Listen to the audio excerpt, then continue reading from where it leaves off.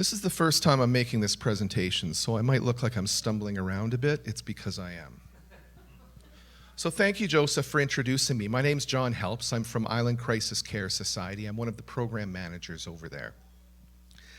I have to admit, I'm not an ordained minister. I saw that in the email that Elspeth sent out, but I am studying ministry, so I'll tell you a little bit about that. Okay, so I'm here for 3 reasons today. First reason, the obvious, why we're all here. I'm here to worship with all of you. We're here to worship God today.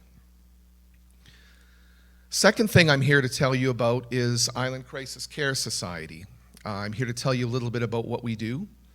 I think I'm preaching to the choir a little bit on that one, so maybe I'll share some information with you, some things that you can carry on and share with others, or maybe give you some different ideas. The third reason I'm here is a little bit more selfish, and this goes back to the ministry. I am studying ministry, so I'm actually a candidate for ministry in my denomination. I've spent the last few years working in congregational ministry, but have found my way out to the island here. So in our tradition, well, maybe I'll back up from there. I'm from Edmonton. I'm not from the island. I moved out here from the prairies last spring, right at the beginning of COVID. What brought me out here was, I didn't grow up in the church. I'm not somebody who was in the church throughout my life. No particular reason, it's just it wasn't something that we had. So my exposure was limited to the news, television, the people around me, how they behaved, what they said. So I was aware, but I was a little confused because it seemed like everybody I talked to had a different idea of how you were supposed to worship, who you worshiped with, what worship meant. So it just all seemed very overwhelming to me. I had other things to worry about. So I went into working in human services, working in the child protection world. So for about 20 years, I worked in and around the Edmonton area with folks who, well, they were having some struggles.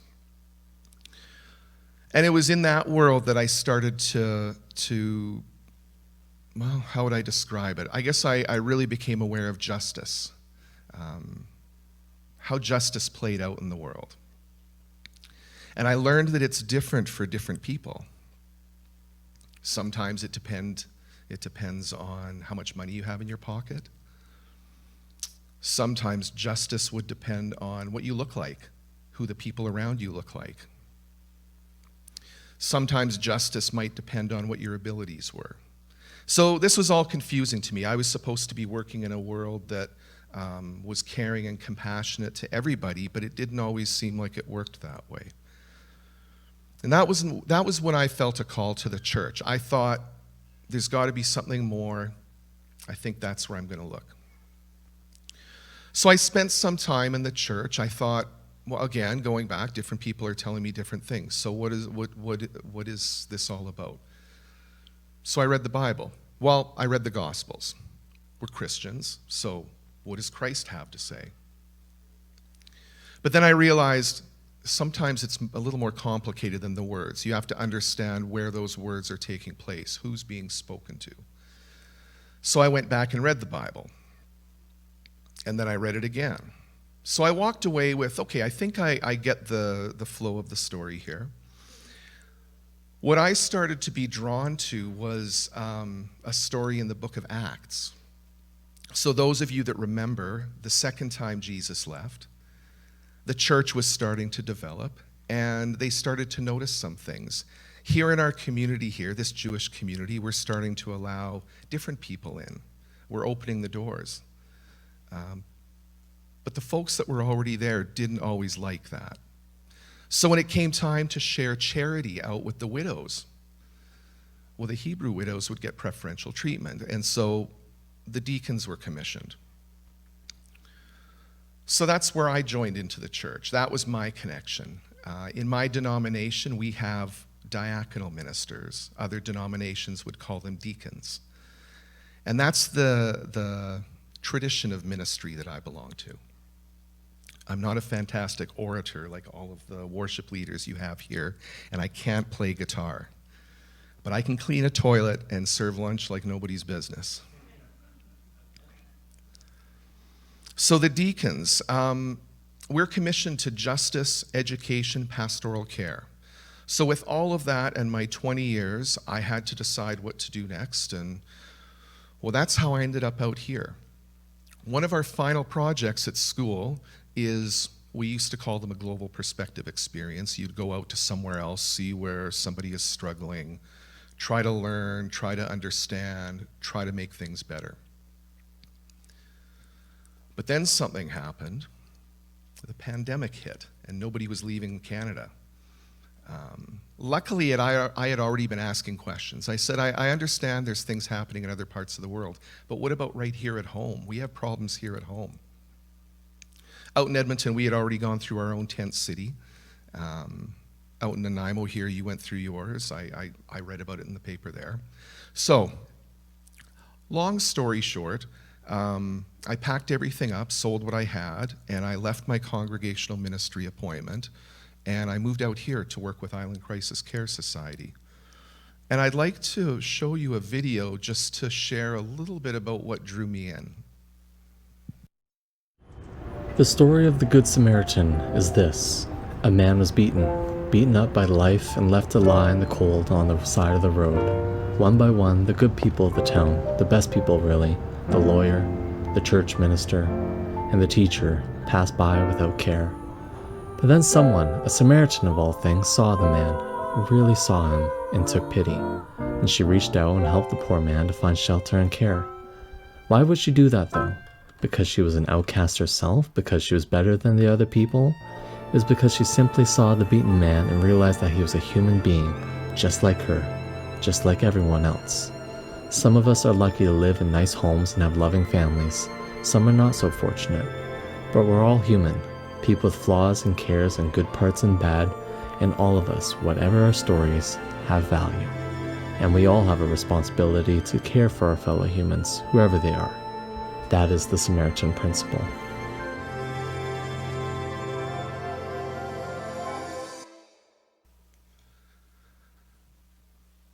So imagine that, just caring about somebody because we do. Each one of us here is a part of God's creation. We're all loved. So are everybody we pass on the streets. So to find a group of people who were just, their goal was to care and to love others, that felt like the place I wanted to be. The Samaritan Principle comes from the story of the Good Samaritan. Is everybody familiar with it? The Good Samaritan? I don't actually have it here, so I hope so. I can tell you quickly what it says. But it actually exists inside of a larger theological discussion. And I'm going to share that with you. That it comes from Matthew chapter 22. And the folks that Jesus was with asked him, "Teacher, which is the greatest commandment in the law?" And Jesus replied, "Love the Lord your God with all your heart, with all your soul, and with all your mind. This is the first and greatest commandment. And the second is like it. Love your neighbor as yourself. All of the law and the prophets hang on these two commandments." All of the law and the prophets hang on these two commandments. And the Samaritan story was in response to who is my neighbor. So Jesus had described this, what happened here. So the priest walked by, the teacher walked by, all of the good people of town walked by and did nothing. And the Samaritan came by and helped. And that's our Samaritan principle. And it's a good one. Jesus is actually playing theologian here. He's not just making stories up. He's quoting from Deuteronomy. And if you were to flip back and look at Deuteronomy, you'd see it tells us to love God with all your heart, to love your neighbor, and in loving your neighbor, to love the widows, orphans, and immigrants, because the Israelites were immigrants in Egypt, and God showed mercy to them. These are all the people that had no power. So how do we do that? Who's the widow today? In ancient Israel, the widow was somebody who had no rights to property. Her spouse had passed. She had no roof over her head. She had no food, no way to make an income. Today, we could be talking about somebody who's fleeing an unlivable situation. It could be the people they're living with. It could be the environment. There's not an access to a roof over their head. It could be somebody who is experiencing a disability, who's had to live with their parents until they're 50, 55 years old, and now their parents are gone. They have no roof over their head, no income.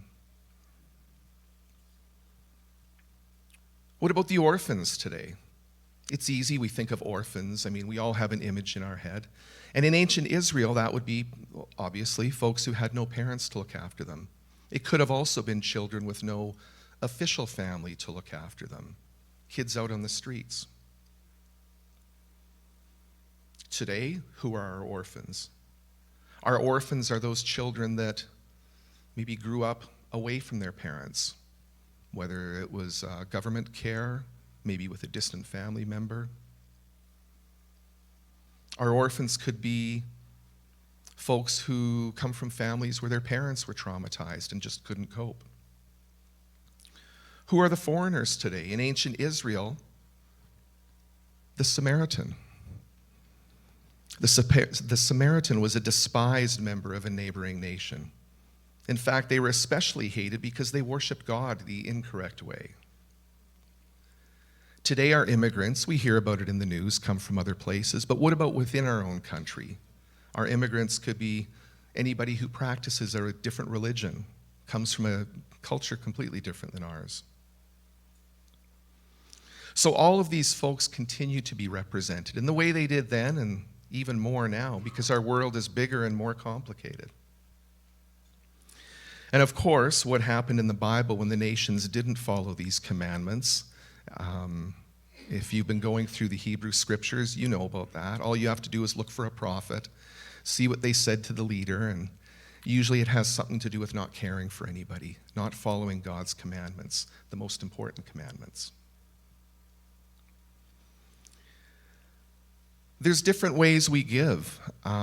We talked earlier about how this congregation has helped out. You've raised money for Island Crisis Care Society. You all give offerings to your community of faith here. And I'm sure there's other ways. I would bet you if we did a poll, there's volunteers in this room. I'm guessing some of you do things around the community, whether through other groups, just in your actions out in the world. I've got a video here, though, to share some of the ways that we give at ICCS.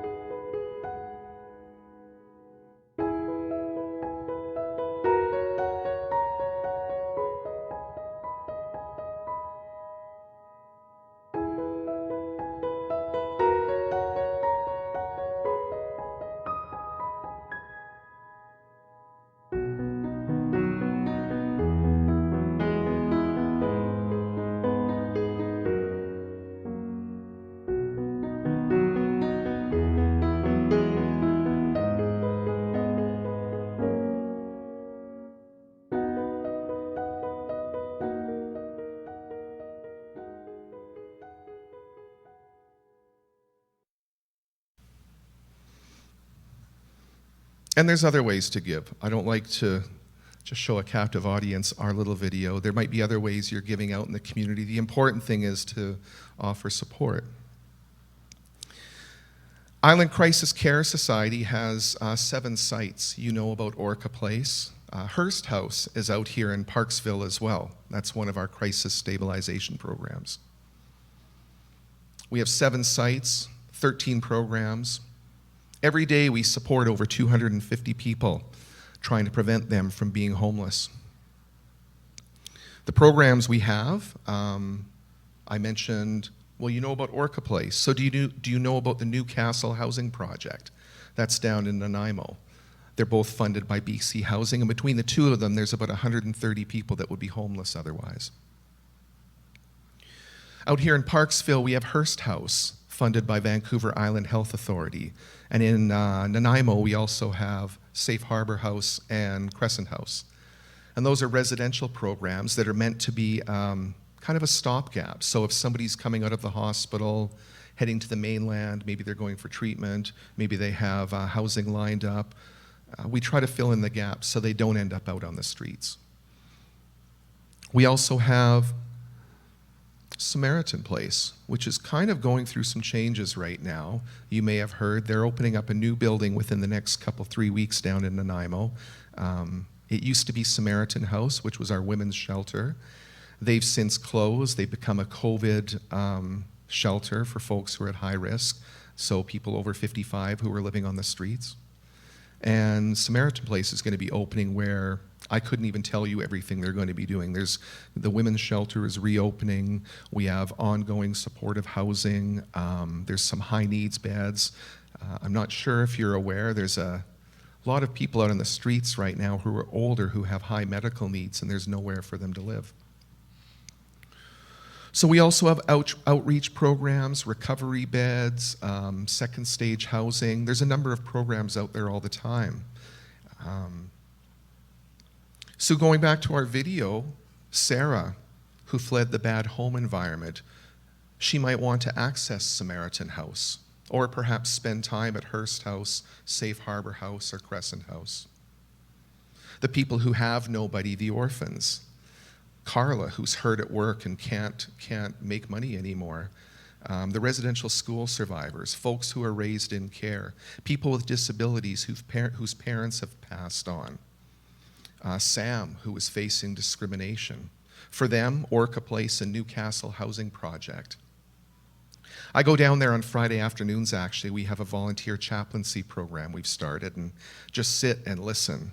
And sometimes I forget how powerful it is just to have somebody to listen to how your day was.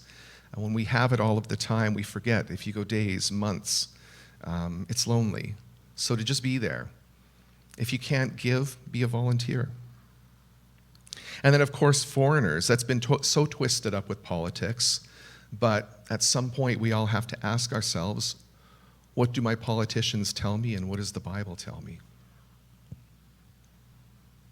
The parable of the Good Samaritan offers our guiding principle, but it has that deeper meaning, the Samaritan.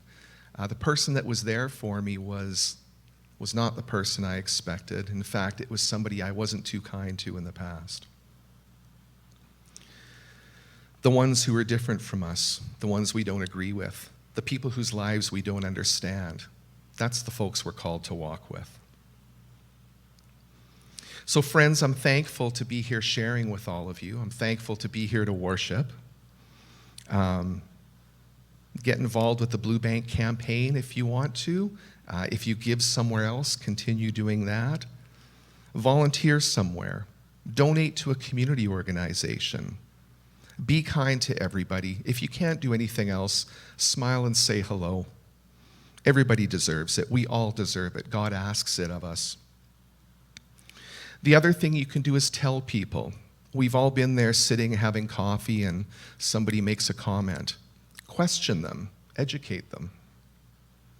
I invite you to join us at ICCS and all the caregivers everywhere to show God's love to all of the people we meet along the way, especially those who are different than us. Because it's in those moments that we truly show the love of God and bring everyone closer together. Amen.